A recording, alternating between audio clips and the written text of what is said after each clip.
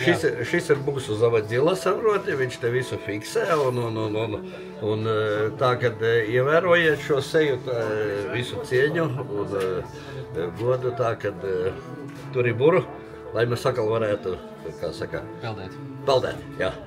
Amen. Amen. Cerams, ka ir labi. Ko mūsu galvenais koks teiks? Jā, ko. Ir ideālais. Jā, tā kā tā doma saliks krūvītes pa vietām atkal un iet tālāk. Nepazaudēt Dievu. To. Amen. Ļoti svarīgi šeit atbraukt. Mums ir ļoti labi lektori, kas ļoti labi gan motivē, gan parāda ceļu, uzliek uz ceļa. Tāds labs restarts sanāk.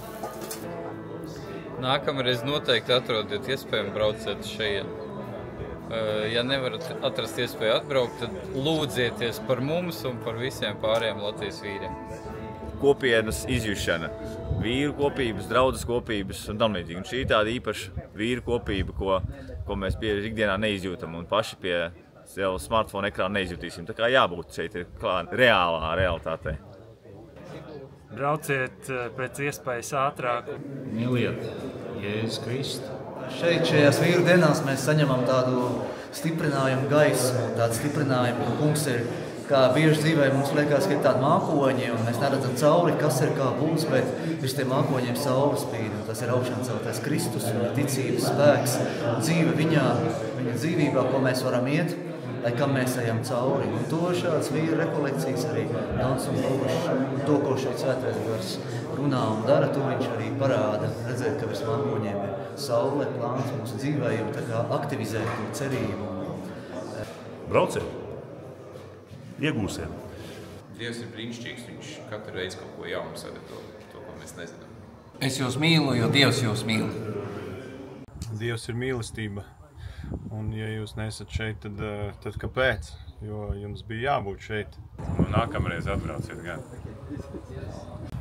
Tā ir svētība, kuru vajadzētu tiešām apmeklēt, lai dot iespēju turpināt to iesākto ceļu. Vīri, brauciet uz šejieni, kamēr vēl ir laiks, jo ir ļoti labas lekcijas, un mums visiem jāturas kopā. Tas laiks un tā vieta, kur 2 dienu laikā var atpūsties un būt stiprinājumu visam nākamajam gadam.